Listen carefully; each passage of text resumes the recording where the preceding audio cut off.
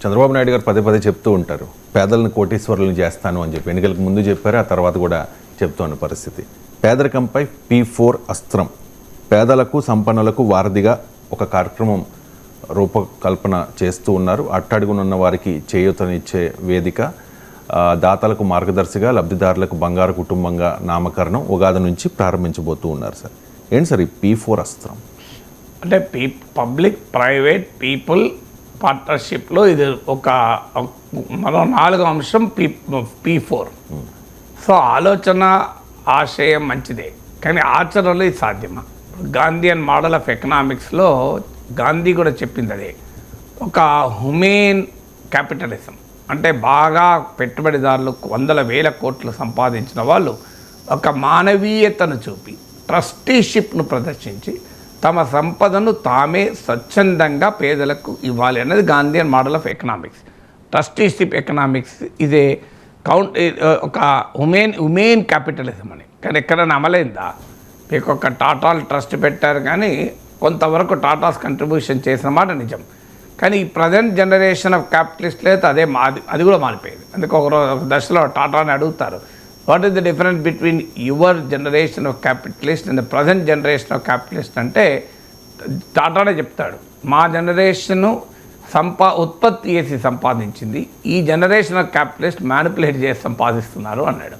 So manipulative capital, lumpen capital, crony capital అంటారు. ఆశ్రిత పెట్టుబడిదారి విధానం అంటే ప్రభుత్వ కాంట్రాక్ట్ను ఉపయోగించుకొని ప్రభుత్వాలని అవినీతితో లోబరుచుకొని తమ పనులు చేసుకోవడం. ఇప్పుడు 1700 తెలుగుదేశం పార్టీ నాయకుడు ఆనాటి ఇప్పటి ఆర్థిక మంత్రి మన కేశవే చెప్పినట్లు హైకోర్టులో, సో గౌతమ్ అదానీ జగన్మోహన్ రెడ్డికి 1750 కోట్లు ఇచ్చి సోలార్ కాంట్రాక్ట్లు పొందాడు.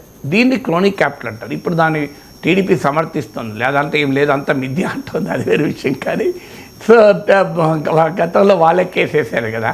4+4 ఆఫర్. మొదటిసారిగా కంట్రీ డిలైట్ పాలని 4 రోజులు ఆర్డర్ చేసిన వాళ్ళకి మరో 4 రోజులు ఫ్రీ.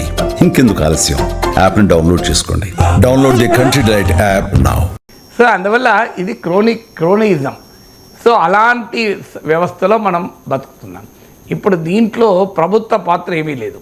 ఇప్పుడు అంటే పేదలకు సంపన్నులు పేదలకు ఇవ్వండి, ఆ పేరు మేము తెచ్చుకుంటామంటున్నాడు. P4 ఏంటంటే సంపన్న వర్గాలు పేదలకు సహాయం చేస్తే రాజకీయంగా మేము పేరు తెచ్చుకుంటామంటున్నారు. అది ఎట్లా సాధ్యమవుతుంది? సో సంపన్నులకు పేదలకు ఒక వేదిక నిర్మిస్తామని. ఇప్పుడు వేదిక లేవా? బోలెడు NGOs ఉన్నాయి, బోలెడు వ్యవస్థలు, చారిటబుల్ సంస్థలు ఉన్నాయి. చారిటీ యాక్టివిటీ దేశంలో ప్రపంచంలో పెద్ద ఎత్తున జరుగుతోంది. లేదంటే వారు సొంతగా కూడా జరుపుకుంటుంటారు. ప్రభుత్వ వేదిక ద్వారా ఒక డబ్బున్నవాడు వచ్చి పేదలకు సాయం చేస్తాడా? అందులో ప్రభుత్వం ఏమీ ఇవ్వకుండా, ప్రభుత్వం జీరో, ప్రభుత్వ కంట్రిబ్యూషన్ ఏముండదు. ఇది ఓన్లీ వేదిక. ధనికుల్ని పేదల్ని ఒక్క చేతికి తీసుకొస్తాం. ఇది ఎంతమంది వస్తారు? తెలుగుదేశాన్ని అభిమానించేవారు, చంద్రబాబు నాయుడు పిలిపిస్తే వచ్చేవాళ్ళు కొంతమంది ఉండొచ్చు. కానీ మొదటి దశలో 20 లక్షల కుటుంబాలు పేదరికం నుంచి బయటకు పట్టుకొస్తామంటున్నారు. 20 లక్షల కుటుంబాలు మామూలు విషయం కాదు. 20 లక్షల కుటుంబాలు బయటకు తేగలవా? సో ఇప్పటికీ ఉదాహరణకు ఈ NRIలను ఉపయోగించుకోవాలని transfer of knowledge through expatriate nationals token అని ఒక స్కీమ్ ఉంది. ఎక్కడ అమలైందా? సో ఎవరైనా NRIలు కమిటెడ్ వాళ్ళు ఉంటే వారు సహాయం చేయాలనుకుంటే వారు రకరకాల మార్గాల్లో సహాయం చేస్తారు. నేను ఇప్పుడు RTCలో సమ్మె జరిగినప్పుడు కొంతమంది RTC డ్రైవర్లు, కండక్టర్లు, ఈవెన్ ఆర్థిక బాధలను అనుభవించారు, చనిపోయారు కూడా కొంతమంది. అప్పుడు నాకు డలాస్లో ఉన్న ఒక డాక్టర్ సుధా, ఆమె ఫోన్ చేసి, సార్ నేను మీ ద్వారా సహాయం చేయాలనుకుంటున్నాను సార్, పేదలకు వారికి RTC డ్రైవర్లకు అని మీకు డబ్బులు పంపిస్తాను సార్, వాళ్ళకి ఇవ్వండి అన్నారు. ఒక తెలంగాణలో RTC కార్మికులే కాదు, ఈవెన్ ఉపాధి కోల్పోయినటువంటి భవన నిర్మాణ కార్మికులకు కూడా ఇవ్వమని ఆమె కోరిక. నెల్లూరులోను, విజయవాడలోను. నన్ను అడిగి మీకు పంపిస్తాను సార్ అంటే, మీ ఆదర్శం నిజంగా అభినందనీయం, కానీ నాకు డబ్బులు పంపకండి, ఇవాళ నేను నా పేర్లు వేస్తాను, నాకు మీ మీద నమ్మకం సార్, మీకు ఇస్తే అది కరెక్ట్గా చేరుతుంది అని మా నమ్మకం, అందుకొరకు ఇస్తామంటే, లేదమ్మా మీ నమ్మకానికి సంతోషం, కానీ అది పద్ధతి కాదు. సో నేనేం చేస్తానంటే మీకు ఆ రియల్ బాధితులు ఎవరు. ఎందుకంటే అమెరికాలో ఉన్న వాళ్ళకి ఇక్కడ బాధితులా కాదా తెలియదు. మధ్యలో ఉన్న వాళ్ళు మోసాలు చేయొచ్చు. ఆ డబ్బు పాపం వాళ్ళ కష్టార్జితం కదా. ఆమె డాక్టర్గా ప్రాక్టీస్ చేసి కష్టార్జితం, ఆమె సొంత పైసలు ఇస్తానన్నప్పుడు అది జెన్యూన్గా నీడీకి అందాలి. అందుకొరకు నేను అప్పుడు ఏం చేస్తానంటే ఆర్టీసీ కార్మిక సంఘాలతో నాకున్న కాంటాక్ట్స్ ఉపయోగించి, భవన నిర్మాణ కార్మికులతో సంఘాలతో నాకున్న కాంటాక్ట్ను ఉపయోగించి వారి కుటుంబాలకు సంబంధించిన నెంబర్లు తీసుకొని, వాళ్ళ పేర్లు తీసుకొని, వాళ్ళ నెంబర్లు ఆమెకు పంపించి, అమ్మ మీరే డైరెక్ట్గా మాట్లాడి ఆ బాధిత కుటుంబాలలో, అంటే ఇప్పుడు చనిపోయిన డ్రైవర్ సతీమణితో మాట్లాడండి, వాళ్ళ ద్వారా మీరు బ్యాంక్ అకౌంట్ తీసుకొని మీరు కన్విన్స్ అయితే మీరు డబ్బులు వేయండి అన్నది. అలాగే వేసారు కూడా. ఒక ఎగ్జాంపుల్ చెప్తున్నాను, అంటే దీనికి ఏ P4 కదా ఇది. సో ఇందులో నేను చేసింది ఏమీ లేదు, ఒక వేదిక లింక్ చేశారు. రెండో ఉదాహరణ చెప్తాను. కోవిడ్ టైంలో అప్పుడు ప్లాస్మా, మీకు గుర్తుండే ఉంటుంది, ప్లాస్మా డొనేషన్ అని పెద్ద ప్లాస్మా తెర నడిపారు, బ్లడ్ ఇవ్వడం. సో అప్పుడు నేనేం చేశానంటే యూట్యూబ్ వేదికనే నా కమ్యూనిటీని ఒక వేదికగా మార్చాను. ఎవరికి కావాలి ప్లాస్మా, ఎవరు డొనేట్ చేస్తాను రెడీగా ఉన్నారు. సో ఎవరైనా కావాలి అనుడితోనే పోస్ట్ పెట్టేవాడిని, ఇంకా పలానా గ్రూప్కు చెందిన వాళ్ళు ప్లాస్మా కావాలి అని వారి నెంబర్ కూడా ఇచ్చేవాడిని. డైరెక్ట్గా వాళ్ళు డోనర్స్, అంటే నా యూట్యూబ్ చూసే డోనర్లు, నా యూట్యూబ్ చూసే రిసిపియంట్లను కలిపాను. సో ఇది ఒక P4 ఏం చేసింది కూడా చిన్న లెవెల్లో. ఇలాంటి వేదికలు నేను చాలా చేసి ఎగ్జాంపుల్ చెప్తాను. ఇప్పటికీ కూడా నిన్న కాక మొన్న కూడా ఒక అతను మెసేజ్ పెట్టాడు, సార్ నేను ఒక మంచి కాజ్కు, మీరు చెప్పిన కాజ్కు ₹1,00,000 ఇస్తాను, సో నేను 50,000 ఇస్తాను, ఇలా చెప్తూ ఉంటారు. ఎందుకంటే వాళ్ళు ఎక్కడో అమెరికాలో ఉంటారు, చెయ్యాలి అని తపన, మేము ఇంత సంపాదించుకున్నాం, కానీ ఏది కరెక్ట్ రూటో తెలియదు. ఇలాంటి వారికి వేదిక రకరకాల రూపాల్లో వాళ్ళు నమ్మేటువంటి, వారికి విశ్వాసం ఉన్న సంస్థల ద్వారా, చారిటీ వేదికల ద్వారా వాళ్ళ ప్రయత్నాలు వాళ్ళు చేస్తూ ఉంటారు. ఇది డెఫినెట్గా ఫిలాంథ్రపీ అనే ఆలోచన పెరిగిన మాట నిజం, NRIలో కూడా పెరిగిన మాట నిజం. అందువల్ల ప్రభుత్వం ఈ వేదిక కల్పించడం అభినందనీయం. అలాంటి వాళ్ళు ఎవరైనా ఉంటే ప్రభుత్వాన్ని నమ్మేవాళ్ళు, అంటే ప్రభుత్వ అధినేత పైన విశ్వాసం ఉన్నవాళ్ళు, డెఫినెట్గా మేము ఈ ప్రభుత్వం ద్వారా చంద్రబాబు నాయుడు ప్రతిపాదిస్తున్న P4 వేదిక ద్వారా ఇస్తే కరెక్ట్గా చేరుతుందని విశ్వసించవచ్చు, ఇవ్వవచ్చు కూడా. ఆ మేరకు ఆ ప్రయత్నం చేయడాన్ని అభినందించాలి. ఎందుకంటే ప్రజల భాగస్వామ్యంతో అభివృద్ధి జరగడం అనేది అవసరం, అనుమానమే లేదు. కానీ దానితోనే పేదరికాన్ని నిర్మూలిస్తామనుకుంటే పొరపాటు. మీకు తెలంగాణలో స్కిల్ యూనివర్సిటీకి ఆదాని 100 కోట్లు ఇస్తే ఇంత పొలిటికల్ కాంట్రవర్సీని చూసాం. సో అందువల్ల ట్రస్టీషిప్, చారిటీ ఇవన్నీ కూడా ప్రభుత్వాలు చేసేటువంటి కృషికి ప్రత్యామ్నాయం కాదు, ప్రభుత్వాలు చేసే కృషికి అదనంగా ఉపయోగపడతాయి. అందులో ఇప్పుడు ఉదాహరణకు మీరు అన్నా క్యాంటీన్లు పెట్టారు, అన్నా క్యాంటీన్లకు సహకరించండి అంటే చాలామంది డొనేషన్లు ఇచ్చారు. ఇప్పుడు ఉదాహరణకు మీకు TTD జరిపే అన్నదాన కార్యక్రమం ఉంది, భారీ ఎత్తున విరాళాలు ఇస్తారు కదా. సో మన దేశంలో ఇలాంటి కార్యక్రమాలు చాలా ఉన్నాయి.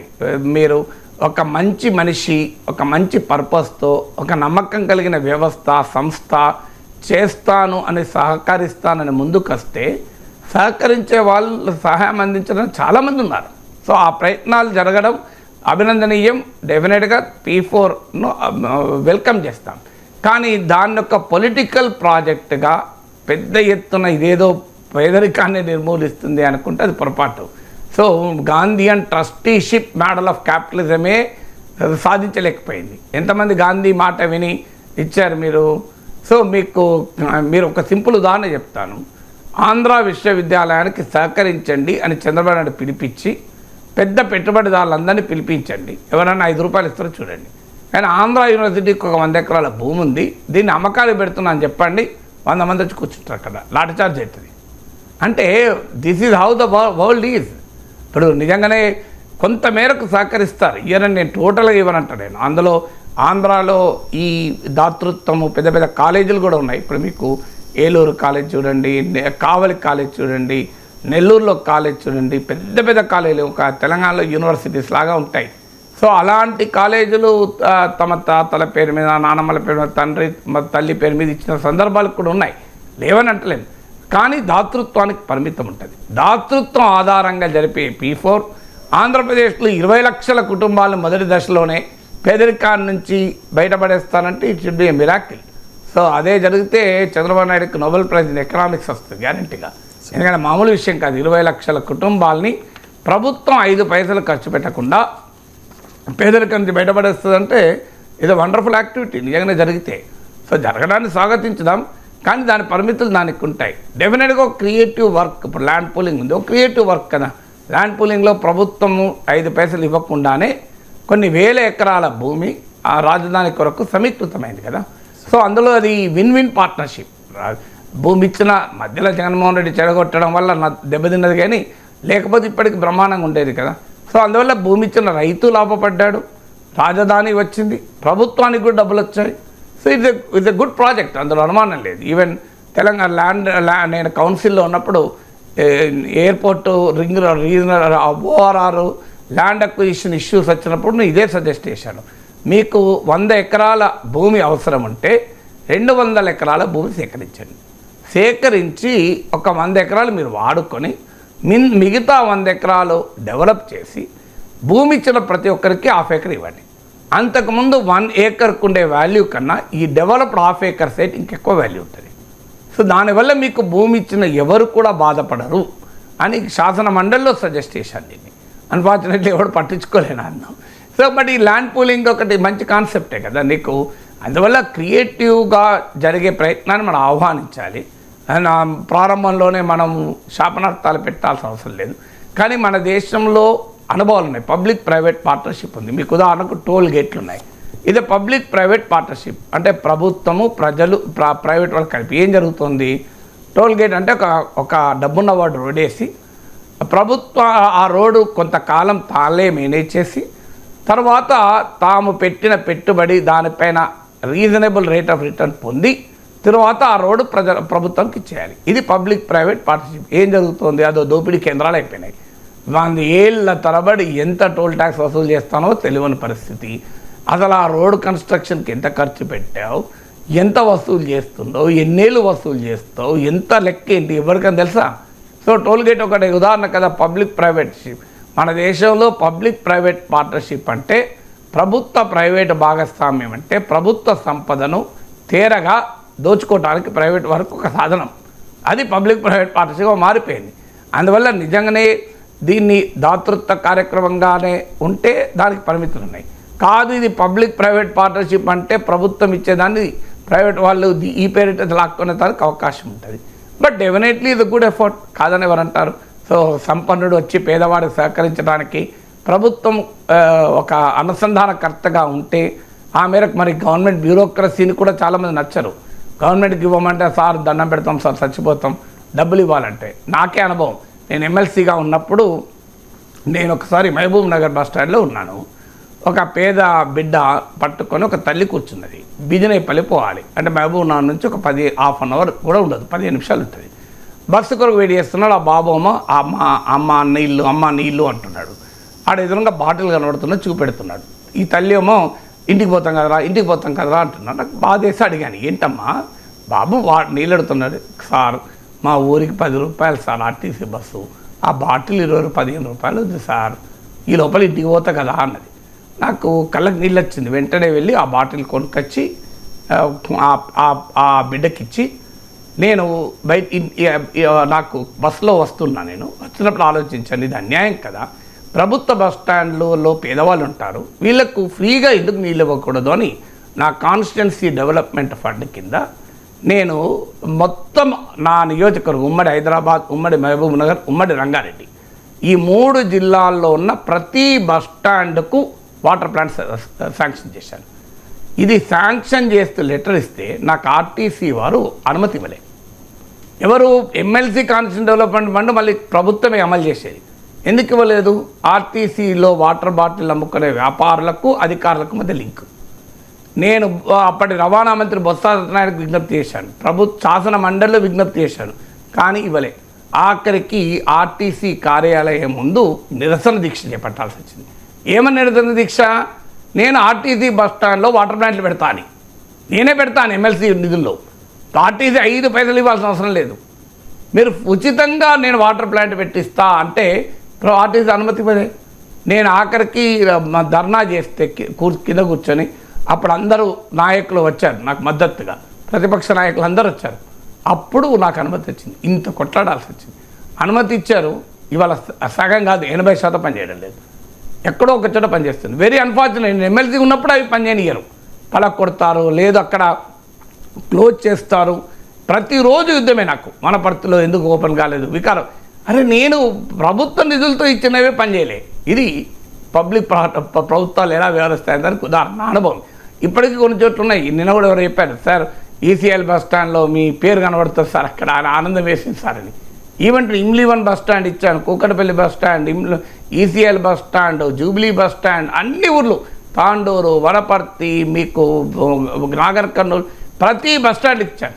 Kalwakurthy, every bus stand. Unfortunately నేను ఇచ్చిన 15 రోజులకి 25% పనిచేయలే, తర్వాత 50% పనిచేయలే, ఇప్పుడు దాదాపు 90% పనిచేస్తలేవు కావచ్చు. తర్వాత కూడా నేను మంత్రులకు మొరబెట్టుకున్నాను, సార్ నేను ఇచ్చిన వాటర్ ప్లాంట్ నాకు బాధేస్తున్నా సార్, కనీసం వాటిని నడవనియండి అని. అంటే ఇక ఉచితంగా సంపన్నుడు దానం చేస్తే దాన్ని నడిపిస్తుందా ప్రభుత్వం అన్న అనుమానం. నిజంగానే నడిపిస్తే సంతోషమే. నా అనుమానం చెప్పిన ఒక శాసన మండలి సభ్యుడు ప్రభుత్వమే ద్వారా ఇచ్చే డబ్బులు, నేను నా పైసలేం కావు కదా, ప్రభుత్వ డబ్బులే కదా, దాన్ని అమలు చేసేది కూడా కలెక్టరే, నేను కాదు. అంటే ప్రభుత్వంలో ఒక సోర్స్ నుంచి మరో సోర్స్కు డబ్బులు ఇస్తానంటే, ఉచితంగా ఆర్టీసీలో వాటర్ ప్లాంట్లు పెడతానంటే, దానికి కూడా నేను ఇంత పెద్ద పోరాటం జరపాల్సి వచ్చింది. P4 సంపన్న వర్గాలు వచ్చి పేదలకు సహాయం చేస్తానంటే మన ప్రభుత్వ వ్యవస్థలు అనుమతిస్తాయా?